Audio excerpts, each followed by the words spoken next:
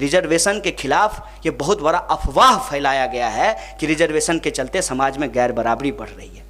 जो गैर संवैधानिक रिजर्वेशन इस देश के भीतर 5000 साल से चल रहा है, उससे गैर बराबरी है और उसी गैर बराबरी को बचाने के लिए इस संवैधानिक रिजर्वेशन का विरोध किया जा रहा है। इस बात को आप समझ लीजिए। आरएसएस के चीफ कौन होते हैं? मोहन भागवत। सब के सब चित्पावन ब्राह्मण होंगे। क्यों? सारा ज्ञान उन्हीं के ऊपर है। और यह सवाल पूछना चाहिए ना जो आरक्षण का विरोध करते हैं उनसे, कि तुम जो है ब्राह्मण पेट से पैदा हुए और पैदा होते ही तुमको सामाजिक प्रतिष्ठा मिल गई, इसमें तुम्हारा क्या योगदान है? भगवान के घर में एप्लीकेशन दिए थे कि नहीं हमको ब्राह्मण गर्भ में ही भेजिए। किसका अपराध है ये?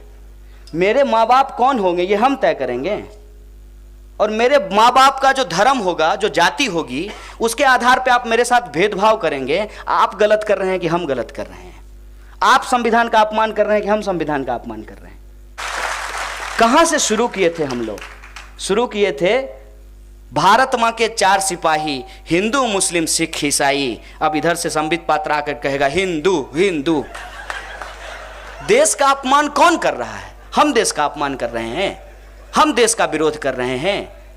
देश के भीतर दिन दहाड़े दिल्ली में, ये मैं नहीं कह रहा हूं कि कहीं सुदूर गढ़चिरौली में नहीं भाई साहब, दिल्ली में संसद मार्ग पे दिन दहाड़े देश का संविधान जला दिया गया। आपको पता चला? चलिए, आप सजग लोग हैं, इसका मतलब आप दिन भर जी न्यूज नहीं देखते हैं। देश का संविधान जला दिया गया। बाबा साहब भीमराव अंबेडकर, जिनको भारत रत्न दिया गया है, सरकार ने दिया है, हम लोग नहीं दिए हैं। हम लोग तो प्यार से बाबा साहब ही बोलते हैं। भारत रत्न दिया गया जिनको, उनके मुर्दाबाद के नारे लगाए गए। ये देशद्रोह है कि हम इस देश के गरीबों के, किसानों के, मजदूरों के हक की बात करते हैं। ये देशद्रोह। इस पर सोच विचार करके देखिए कि देश के भीतर चल क्या रहा है, क्या हो रहा है, आपके बुनियादी जीवन में क्या परिवर्तन आ रहा है, टीवी पे क्या दिखाया जा रहा है और प्रधानमंत्री अपने भाषण में क्या बोल रहे हैं। इसको आप मिला करके देखिए। आप मिला करके देखिए कि जो लोग आज इस देश के भीतर संविधान के ऊपर हमला कर रहे हैं, वही लोग मोदी जी को द ग्रेट पीएम बता रहे हैं। ये वही लोग हैं जो आरक्षण का विरोध कर रहे हैं। ये वही लोग हैं जो पति पत्नी का चुटकुला भेजते हैं।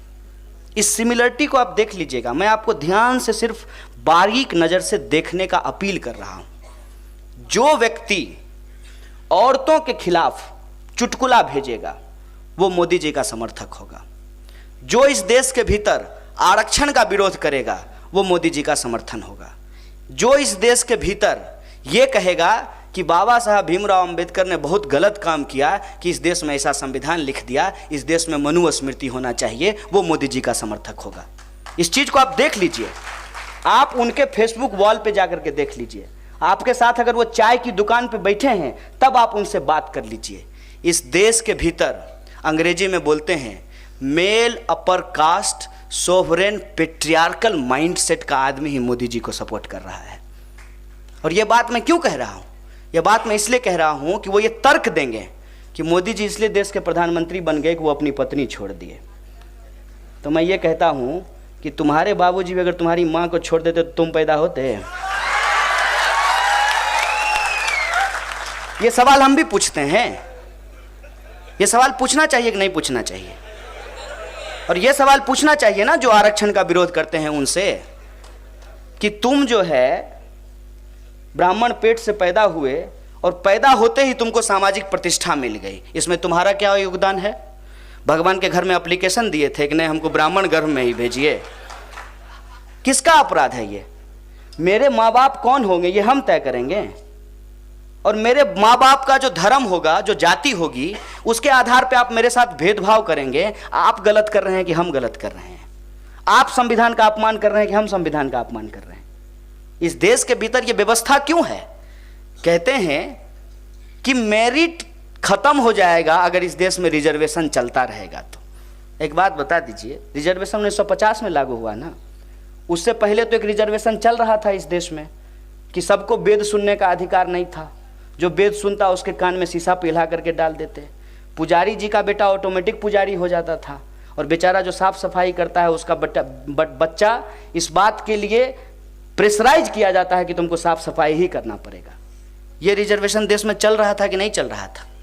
और आपको अगर आज के रिजर्वेशन से दिक्कत है तो मैं साफ साफ कहता हूं कि मान लीजिए कमरे में 100 कुर्सी है, 2% ब्राह्मण है इस देश में, 2 कुर्सी उसके लिए रिजर्व कर दीजिए, बाकी 98% अपने आप फ्री हो जाएगा।